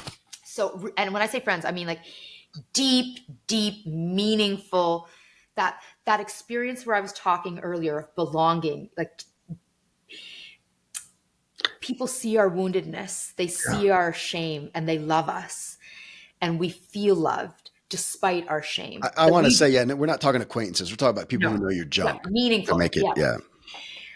So I call these relationships cloud relationships, and the reason I call them cloud relationships is because, as a speaker, as someone who travels a lot to speak on stages, yada yada, I used to be I'm always on a plane, and I would often look out the window. I still do. I look out the window and I look at the clouds, and I don't know about all of y'all, but I want to jump into one of those clouds and just bounce around the sky and the clouds, because it just looks so poofy and Hmm. comfy and just lightness, and just, that is what I picture when I think about the people in our lives around whom we can just surrender and be. It's like they're a big poofy cloud that we throw ourselves into, and we are literally carried by their light and Yeah. by their grace. And so everyone needs cloud relationships. We're not going to have 20 cloud relationships. We're probably only going to have a handful. And even if you have one, I'd rather you have one cloud than no clouds. But the objective is to surround ourselves with clouds. Now, I will also say this, because as I am going through, I'm going to feel the waves of grief, emotion. As I am grieving, I'm surrounded by clouds. I have a lot of clouds in my life. Yeah. But everyone, it wasn't always like this. I didn't always. And I felt so lonely and alone. And how about this? I have clouds around me, and there are still moments where I feel lonely and alone. Not that my clouds aren't there, but that's because I feel lonely with me. Yeah. Ritu feels lonely with Ritu. I Yeah. feel disconnected to self.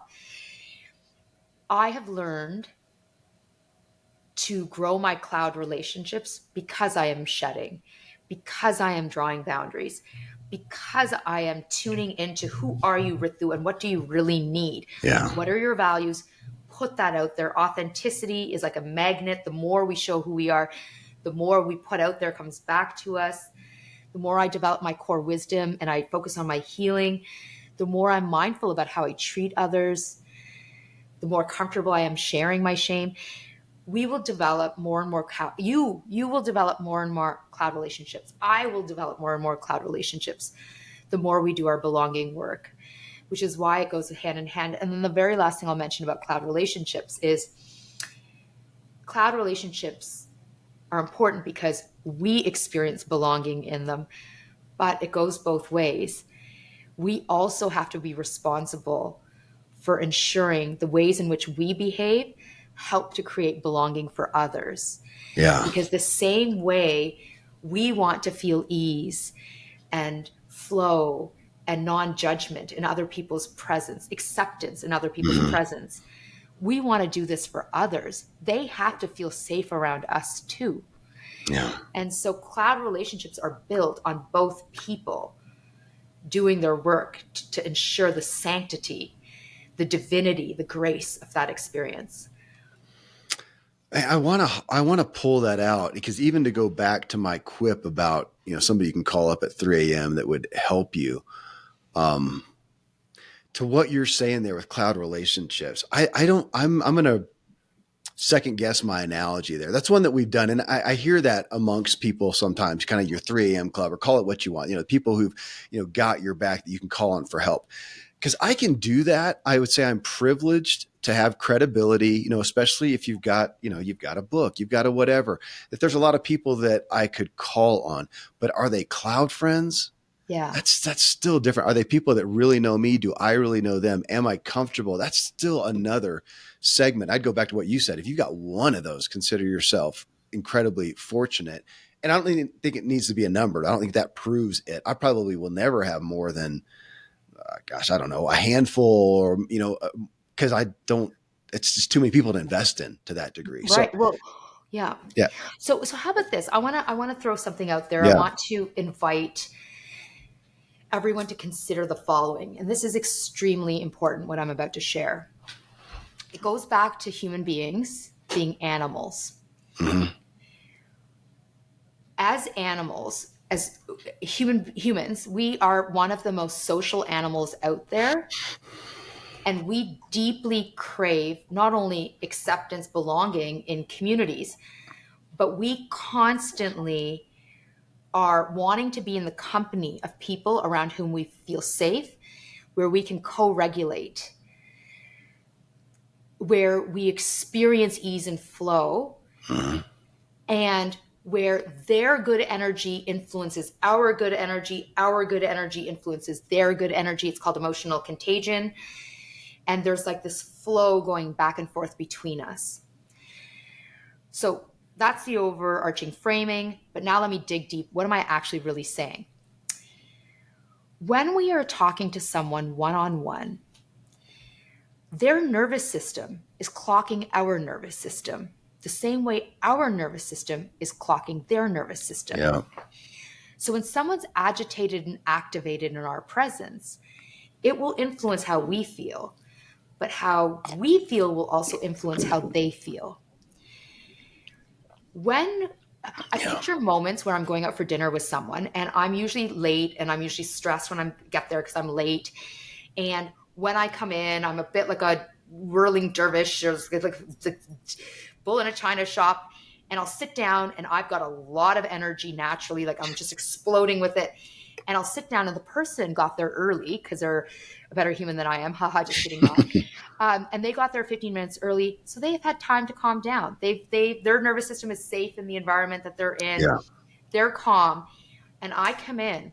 If I, in my heightened activation burst of late stress, traffic energy, start speaking from that place, they're going to be like, ooh la la, this is too much. So I'm always mindful of, whew, Ritu, you're coming in here like a bull in a china shop. Calm yourself. And so I'll literally sit there and be like, I need a minute to ground. And they'll talk and I'm doing my deep breathing and I'm centering myself and I'm rooting and I can feel my nervous system easing and calming and I'm settling more. And the moment I'm settling, they're like, oh, see, she's safe. Yeah. And then we go into flow. That's one thing. Here's another thing to consider. When someone says to me, Ritu, how are you? My automatic reaction is not fine, good. Oh. I'm like, oh, you asked me how I am? I'm going to tell you how I am. In this moment, I will tell you the truth of I'm struggling or I'm feeling better today, but it has been a slog, let me tell you. And I am very authentic around my struggles. I do not hold back. I Yeah. am not shy. And it's not because I'm trying to dump heaviness on others. I do it because number one, it's my truth. But how are you going to tell me about your struggles? And how are you going to feel comfortable in my midst to safely talk about you and your journey? And how are we going to have this meaningful connection and spiritual attachment to each other unless I model it? And so cloud relationships are built on the basis of us being mindful, being intentional, being connected to our core wisdom, regulating our nervous system, being really thoughtful about the energy we're putting out there. I'll never forget on Oprah's show, this is like decades ago, a neuroscientist named Jill Bronte Taylor, who wrote My Stroke of Insight, was on her show. And a quote from her book and one of the things she said then made its way onto one of Oprah's walls. And her quote is, "Be responsible for the energy you bring into a room." Because again, let's go back to spirit, Mm-hmm. interconnectedness of being. Mm-hmm. We build cloud relationships because we are responsible for the energy we bring into a room. Mm-hmm. I saw that clip recently. Oh, did you? Yeah, like in the past 3 months, on energy, and she had some accident or something like that. So Got where it. she You was, nailed it. yeah, Yep. yeah, And that, by the way, Kevin, that quote is old as dirt. Like it is like decades. I'm going to say it's like probably 25 years old. well, it's not well known, and it's just as I've looked at myself and energy and what I'm exuding to other people and whatnot. That so I came upon her through some of that research. Um, it's significant, and as you look at, gosh, I want to come on belonging. There's a point that I don't want to miss, and because we come here, I want to do justice to it, to what your message is on belonging. We're talking about being authentic to ourselves. We're talking about, in essence, this last bit that you've been sharing is connecting with others. How do we really connect and honor their energy? In essence, how do we do that? And then at the end of the day, we're looking at how do we belong. Now, okay, I'm just going to dive into this one because it Do just it. mattered to me because of your work with with race and inclusiveness and so much that one, I'm gonna pick on the white guy that I am, that I'm not going to say that the average white guy is very authentic. I think that there's a lot of inauthenticity and there. However, I do accept that as a white American male, it is easier for me to belong. I'm Yes. more aware of that than anywhere. I can go just about anywhere, Yeah. and I call it privilege. It's going to be easier to belong. It's going to be accepted. I looked at pretty much everyone else and say everyone else has a harder row to hoe, as my grandparents would have said, when it comes to that. No matter where you are. I've got kids, and I got two sons that are over 6 foot, and I've got one who's short. And he looks at that and he goes, "Man, there's some negative consequences." That doesn't limit him, but it just does. That his older brothers get more credibility because they're tall. They had no control over that. Talk about privilege, than that. And it's a bummer that we have any issues around that. So all that, and I'm going to lob the ball back over to you. That when we look at belong, when we look at our desire, I think it's also to not. I think it's also, of course, I mean, it's what your book about. It's not an excuse. You're not limiting yourself, but there are some things about who you are, how you are, where you're from, whatever, that can make it harder. So let's get those out on the table. And I want you then to help people Yes. deal with those. Yes. So thank you so much for raising this point because I know it's uncomfortable and awkward to talk about it for some, but also to hear about it. So in my first book, The Authenticity Principle, I directly write that authenticity is a privilege. Not everyone has the ability to be who they are for myriad reasons, whether that's social inequities, which say to us, for example, as a person who's trans, you're weird and strange, don't be you. But it could also be health reasons. I interviewed someone for my first book who lives with a range of health issues. And she said that in the morning, I wake up wanting to scream from the treetops who I am. But the problem is because of pain, I literally can't get out of bed. And so I'm not living my authentic self because my health challenges prevent me in moments from being the most authentic, best side of who I am. And so authenticity is a privilege. Belonging is a privilege. Some of us get to do it more easily, faster, and with less barriers in our way than Yeah. others. And so who are these people? I would say any of our identities to which privilege attaches or there is a benefit that it automatically attaches. And so in we've got this, I say that hate makes a hard life even harder. So in our society, let's talk about gender. We know in our society, global society, that men have it better. They have it easier than women, people who are trans, so from across genders. It will be easier for men to experience belonging because most leaders are men and rules are made by men and decisions are made by men. And there's more acceptance as of men as being more dominant, more able, more competent, etc. It's not true, but these are the biased beliefs that I people think hold. about it with credibility a lot, because that's a term we all look at, and Yeah, any credible is a success great word. gives you credibility, and so you can go out and earn credibility. You achieved Yes, this, you did this, you got this yes, degree, whatever you did, and then there's some credibility you can take zero credit for. And I no, sometimes, gosh, I'm not ashamed to be a white American yes, 6 foot male. And yet there are times when I almost feel like apologizing, and we'll go in somewhere and I'll just, oh my gosh, I forgot my wallet. I forgot whatever. And the credibility that I am granted yes, is exactly. almost stupid sometimes You by got it. anybody. Yeah. Um, And this is exactly what privilege is. Privilege is our unearned advantages or benefits we get just by yeah. virtue of having certain identity characteristics. You mentioned height, for example. Height is a real benefit for people, men in particular. Or how about this? I come from a culture, South Asian culture, historically in particular, now influenced by Anglo-centric ways of viewing beauty. But I come from a culture where curviness is valued, and I am quite slim. Like I'm very slender, but my physique accords with what would be revered in the I U.S. was going to say, I read that in Yeah, your book. Yeah. Yeah. yeah, and so I know that I get have all kinds of privilege because I'm naturally slim. I naturally look slim and athletic. And so I get all kinds of benefits because of that. I know this to be true. But at the same time, let's look at belonging and authenticity.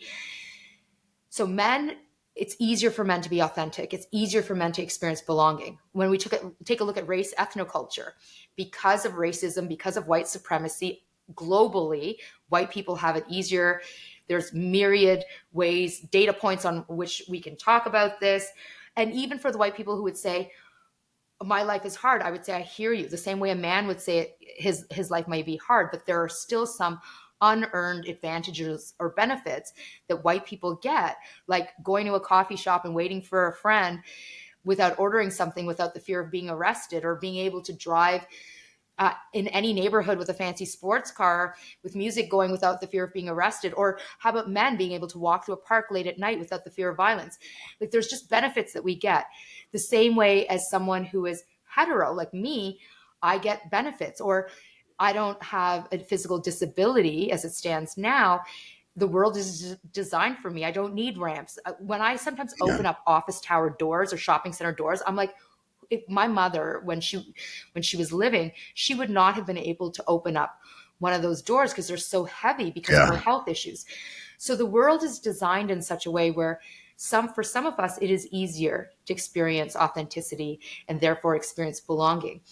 And it's uncomfortable for us to hear this, to learn about this, and as our part of our spiritual connection and commitment to make the world a better place, which I know we all deeply believe in for everyone, it's the how can I use my privilege to ensure that everyone gets to experience a door that doesn't feel so heavy. Like everyone should be able to open the door or Mhm. have the door opened for them without feeling burdened and saddled. And so we use our privilege to help create greater belonging for others. Okay, I wanted to hit those sides. So I'll speak as the 6 foot American white guy, because we went through a lot of this, especially a couple of years ago with the Black Lives Matter, and we dealt with, or addressed this on the show some. And I would say now, yeah, if you've got privilege, don't feel guilty about it, but use your privilege and be privileged to help others with what you can do with that privilege, and realize that you did not earn that, you got that, and you could do something with it. Now, on the other side, I do want you to hit those who are out there who don't, have whatever levels of lack of that same privilege, who are bitter about it, maybe rightfully so, but they're letting it limit them. Speak to that Yeah. So on, in the frame of their belonging. I I'm sorry, got but you. I got yeah, you. I in the mean, frame of that, yeah, because I feel like we look at the belonging, we all want to, we get it, and yet, as yeah, you yeah, said, the barriers. Some have more barriers than others. yeah. So on your first point, I just wanted to mention quickly that for me, so there's many areas where I have privilege, and then there are many areas where I don't have privilege. In the Yeah, areas where I do have privilege, I have guilt. I feel guilty in moments around like the privilege I have that attaching to like being hetero or cisgender or being affluent. I wasn't born into an affluent family, but I have high education and high class privilege now, and there's all kinds of guilt. And for me, the thing that has been the most helpful is taking action. So for anyone joining today where you feel guilty about your privilege, action, taking action to interrupt the barriers that others experience by using your privilege has really helped me. I use my voice, I use my actions. I'm not performative. So it's not like I just, like on Instagram, I just don't put up a quote and be like, oh, I did my job. I call out inequities. When I'm standing at a line and I see, for example, that the person is calling me up first as opposed to a black person who was waiting in line before me, I don't step up. I say, actually, this person was here first. And or when I see anti-blackness happening, I call it out. So that's what we do there. For those of us who come from communities that have historically and presently experienced heightened inequities and biases, judgments, it is harder for us to experience authenticity and belonging. And it can be really discouraging. And we can start to feel really, it can be really humiliating and degrading and demoralizing. mm-hmm. And this is the burden of, we call this, Kevin, the burden of the oppressed in social justice circles. It's Right.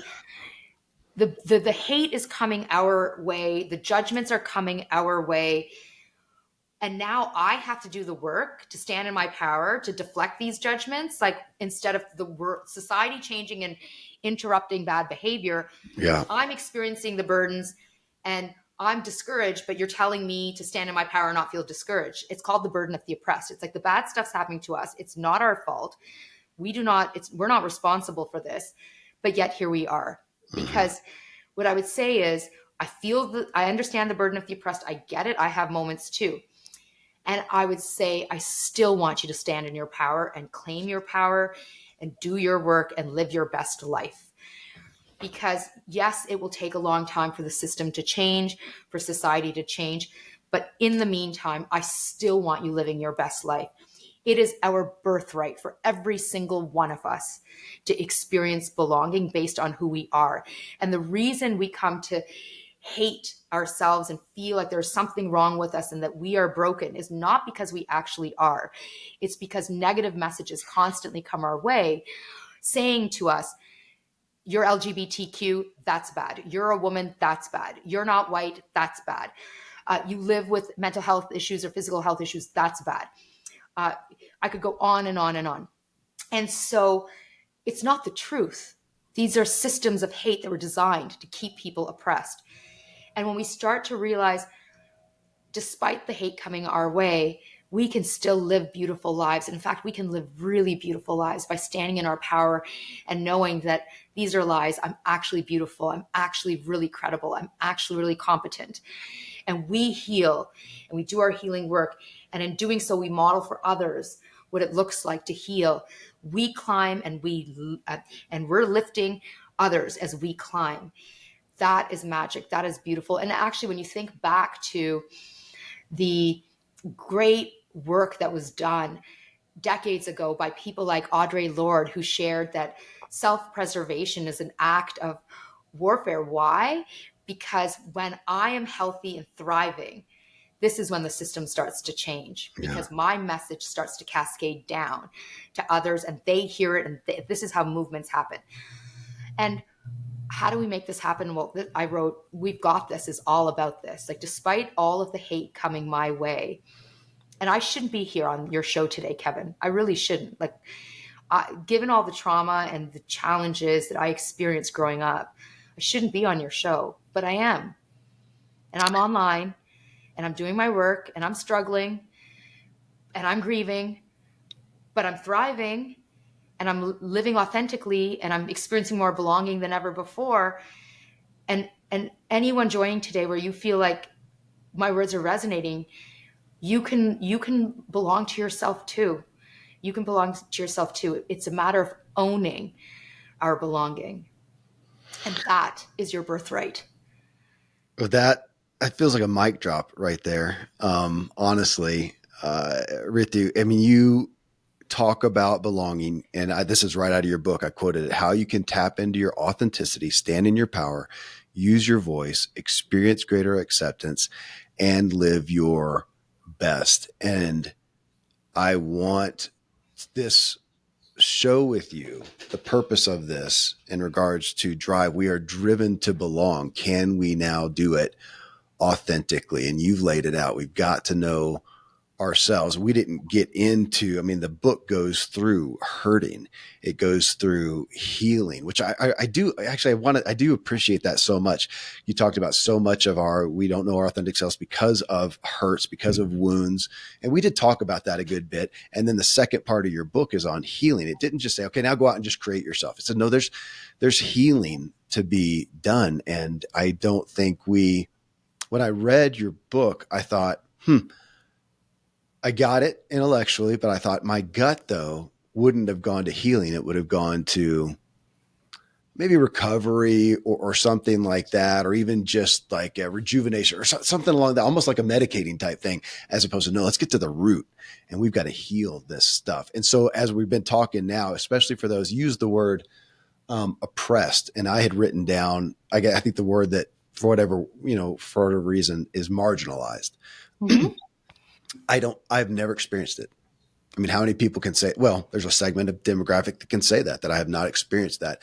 Well, for me, I do have adopted kids who are Native American.